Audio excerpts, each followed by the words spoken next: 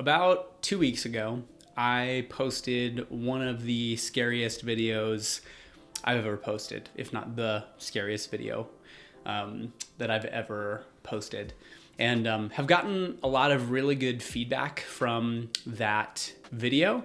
And one of the things that I am realizing is that the space that I'm in right now, around dating, looking for a partnership, looking for a relationship, is something that a lot of people are doing and a lot of people are struggling with. And so I wanted to create this video to share a little bit about the, both the background behind that video and what my thought process was going into it, but then also to share a little bit more broadly about where I am in terms of dating and in terms of creating a relationship, finding that partner, some things that I'm realizing about myself, some things that I'm learning, some things that I'm struggling with, in the hopes that it potentially gives some insight or help or inspiration to you if you also find yourself currently in a place where you're looking for a partnership, or, at the very least to help you feel like you're not alone in your struggles and, not alone in what you're going through. So that's what this video is. I would love to also make this into a series. I want to make this a little bit less pre-scripted and formal as I do with my other videos. When I feel inspired and when I feel like I'm learning things to share. That said, let me know in the comments if this kind of content is something that you're interested in, that you find helpful, that you find useful. Also, if you find this video useful, please throw it a like so that other people can find it as well. So a little bit about the background of that particular video. So, one of the things that I've been realizing over the last few years is I'm looking for a very specific type of person, and I'm really looking for someone who has a really strong sense of self and really enjoys learning about themselves and doing this kind of self-awareness, interpersonal work. And I've been on the dating apps for a while, and just have never really felt like the kind of person that I'm looking for is on there. I've had some really great dates, from it, but haven't consistently found that kind of person. And so I've been thinking about over the last year to 6 months, how can I start to be more creative in how I am looking for and getting connected to this kind of person. So for example, one thing that I did last year was I went online and I looked up different dating and relationship coaches. And then I reached out to them. I just DM'd them or emailed them and was like, hey, here's who I am. Here's a little bit about me. I'm single. I'm looking for a relationship. If there's anybody in your community that you think might be a good fit, I would love to get connected to them that way. So that way it's not like trying to go out and meet hundreds of people. I can just go right to a community of people that I know are interested in doing that kind of interpersonal work. They want that kind of support. They like that kind of coaching. And they're just more likely to be the kind of person that I want to meet. So at the beginning of this year, I came up with this idea like, oh, hey, it'd be really interesting to put this video together and then put it out on the internet and then just see kind of what comes back. Because I'm a firm believer that energies attract. And when you're really intentionally putting yourself out there, you are much more likely to attract people who want to be with and get to know your authentic self. So I came up with this idea, and I actually pre-scripted the entire thing. The whole thing was written out beforehand because I wanted to be super intentional about, how I set it up, about how I talked about myself and what was important to me, and then also really intentional about how I was talking about what I was looking for. It was definitely one of the scariest things that I've ever posted. It was funny because I was simultaneously really excited about it and also really nervous because it felt like a really vulnerable thing. When I posted it, I could not look at social media the whole rest of the day because I was so overwhelmed with, what are people going to think? What are people going to say? Et cetera, et cetera. And it obviously ended up working out really great. I had a fair number of people that reached out to me, and a couple people in particular that I was, especially excited to talk to and have been going on dates on and have been talking to. So, that's all been super duper awesome. So that's a little bit about the background of the video. And I also wanted to share a little bit about some things that I'm learning, both because of that video and in the aftermath of that video, but then also just some things that I'm learning about myself more generally when it comes to dating and when it comes to relationships. It did not really occur to me as I was putting that video together and sharing that video that there would be people that would reach out to me that I wouldn't be interested in, that I wouldn't be interested in pursuing or exploring a romantic connection with. And that hit me as soon as people started reaching out to me, and I realized, oh, I have to say no to people. And that has been a really difficult thing for me to do historically. I have struggled with people pleasing, and I've struggled with sharing the full, authentic, honest truth. And I have this fear that I'm gonna hurt people's feelings if I tell them something that I don't wanna hear, or that they don't wanna hear. So it was actually a really valuable practice in looking at how do I stand for what I'm looking for in a relationship and in a partner, and also say no in a way that is direct, unapologetic, but also really kind and also really loving. Because fundamentally, there's nothing wrong with anybody. And just because somebody doesn't find you attractive, or just because somebody doesn't find me attractive, doesn't mean that there's anything wrong with me or you. It just means that there's not an attraction there. It just means that there's not a connection there. So I think there's so much value in really understanding the truth that we are all whole, loving human beings who are attractive to someone. Now, there's nothing wrong if somebody isn't interested in you, and there's nothing wrong if you are not interested in someone else. It was also just a really great practice, again, in standing for what I want and what I'm looking for in a partner, because historically, my perception of my life and my perception of what I'm up to is that I'm not allowed to have exactly what I want, that I'm not allowed to lead with desire, that, I'm not worthy of this really incredible relationship in person that I find super attractive and who's super attracted to me. And so I've gotten into relationships in the past where it's been good enough. And, I've told myself sort of like, oh, there's nothing overtly wrong with this relationship. There's nothing overtly unattractive about the person that I'm with. It's sort of like so. But that's not the kind of relationship I want to create. And that's not the kind of relationship that I'm committed to creating. Like, I really want to create the, like, holy shit, yes, like, let's fucking get it. Like, I cannot believe that this is the kind of person that I get to be with, and I want to be with somebody who feels that exact same way about me.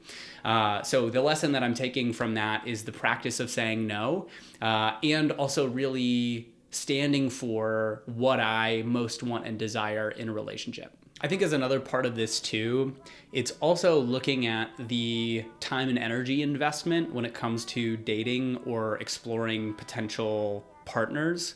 One thing that I've done in the past is I've let dates or relationships go on for too long, even though in the back of my head, I know this isn't really gonna work. I'm not super attracted to this person. I don't really wanna go deeper with this person.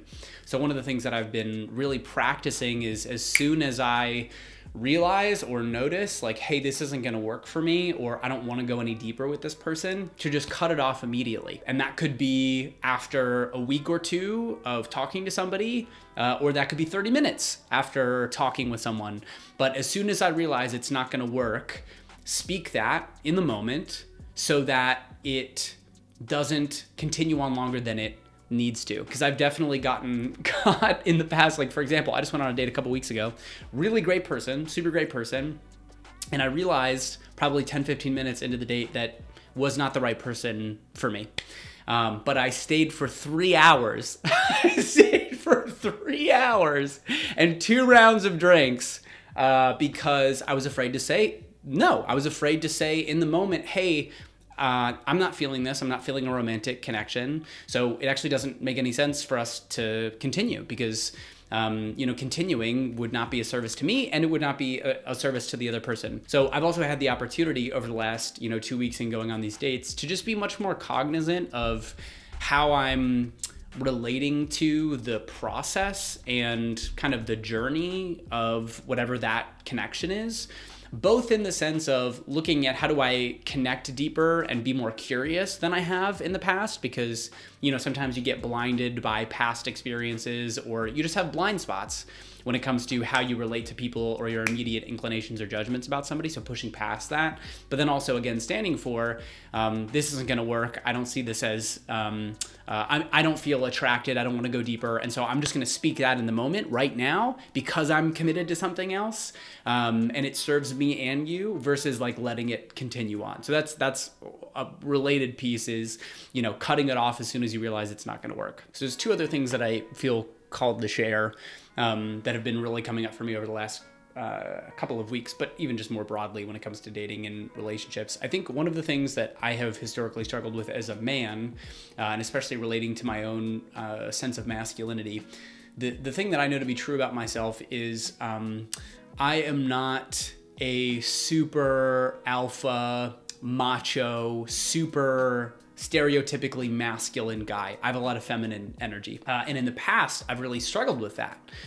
because, you know, when you look at how masculinity is portrayed or what's held up as an ideal a lot of times in culture and media as far as what men are supposed to be or what masculinity is supposed to be, it's supposed to be this very direct, very stoic, very tough,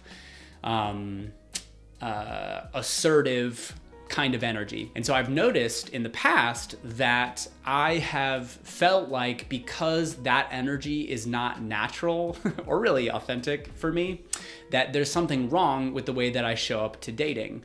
And so I've noticed in the past that I've actually tried to perform those kinds of energies or be more of that kind of hyper masculine alpha kind of person with texting, with how I show up in person when I'm on the date, with how I think about responding to somebody or communicating something, because it feels like, oh, I shouldn't be the way that I am, I should be different. And so it's always felt like this really weird disconnect between here's what a man should be and here's what I'm bringing.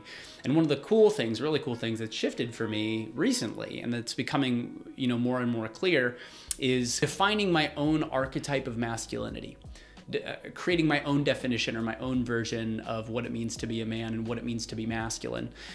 Because what I realize is there are a lot of things about who I am naturally, what I bring to the table in terms of my own strengths and my traits and my own zones of genius that are really valuable from a masculine perspective. I know that I'm an incredibly grounded, calm, present person. I'm a really excellent listener. I really value vulnerability and honesty and sharing what's true for me, fully feeling my feelings. And so what I've started to understand and what's really started to shift in my thinking is how I relate to what are the traits that I bring as a man and what are the traits of my own masculinity that I'm super proud of. And what's opened up as a result is I don't feel the need to perform or to be something that I'm not. I can lean further into this idea that who I am authentically and what I bring to the table authentically is enough. And if somebody is not interested in that, that's totally okay. It just means that they're not the right person for me. And it just means that I get to continue to show up in my fullest expression of self as I'm out interacting with people, and the right person who's interested and attracted in that version of me, the real version of me, it's gonna be easy. I'm not gonna have to perform. I'm not gonna have to pretend to be something that I'm not. I'm not gonna have to try and be way more macho or direct or whatever. How I show up naturally is gonna be perfect and click a lot more inside of that relationship. So redefining my own definition of masculinity in my relationship to myself as a man, super valuable. The last thing that's really clicking for me or changing for me recently is I notice that I have a pull and a desire to have it all figured out. It's a control thing. It's the sense that if I can just predict exactly how this is gonna go, or if I can just know exactly how this is gonna go, then I don't have to get hurt, then I know exactly how to show up, then I can be perfect, then I won't fail, then I won't mess up, and I won't have to be vulnerable, and blah, blah, blah. So part of how this looks is, for example, wanting to know exactly, explicitly how and what people are feeling as we go through the process of getting to know each other and starting to date. So like I've been connecting with some people who are not local to Chicago, which is where I live right now. And I notice I have this pull or this desire to know now, is the distance going to be an issue? Is the distance going to be a deal breaker? Is there something, that needs to be said or decided on right now when it comes to distance? Because it's not something that's likely to change in the very near future. And I notice I have this desire to know now, immediately, how it's going to go. And the thing about it is I can't. I can't know. I have no idea how things will change and shift and morph and, transform over time. The desire to know comes from a place of wanting security, wanting safety, not having to get messy or be vulnerable, or wanting to feel safe and comfortable. But then what I notice is it also then kind of locks me out or blocks out the opportunity to be in the creation of it, be in the serendipitous, spontaneous,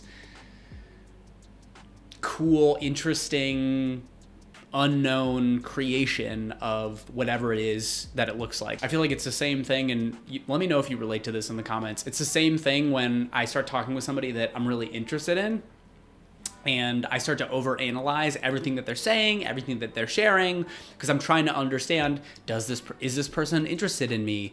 Does it make sense to continue? If I continue to invest in this, or get more interested or get more invested, is this going to work out in the end? And so a big part of my practice recently is noticing that, first and foremost, noticing that I have this desire and this pull to want to know exactly like how it's going to work out. And, in some ways it's exciting because it just means that the people that I'm talking to are people that I'm really interested in. But part of the practice too is also looking at how can I be okay with not knowing? How can I be totally okay with not knowing exactly how it's going to go or what's going to happen or what have you? And to me, that's a practice of self-love. That's a practice of self-acceptance. It's a practice of understanding that regardless of what happens in the end, regardless of if they are interested or if they're not, it's okay. It doesn't mean anything about my lovability. It doesn't mean anything about my worthiness or my value as a person. I'm still whole, complete, and loved exactly as I am. And that's a huge bonus and a huge win, not bonus necessarily, but a huge win, because it means that I still get to be in the excitement and the magic of getting to know somebody and being interested in somebody, and it doesn't come at the expense of my own sense of self-worth. And it doesn't come with the anxiety and the stress and the, are they interested? Are they not? How's it going to work out? Et cetera, et cetera. So that's what I wanted to share. Let me know in the comments if this is interesting, if you find it useful, anything that, turned on light bulbs for you or really resonated with you, and would love to share too. Like what are you coming up against inside this process of dating and finding a partner and becoming the type of person that attracts the partner that you really want. I think that's it. I hope you have a great rest of your week whenever you're watching this. Hope you have a great rest of your day, and I will see you later.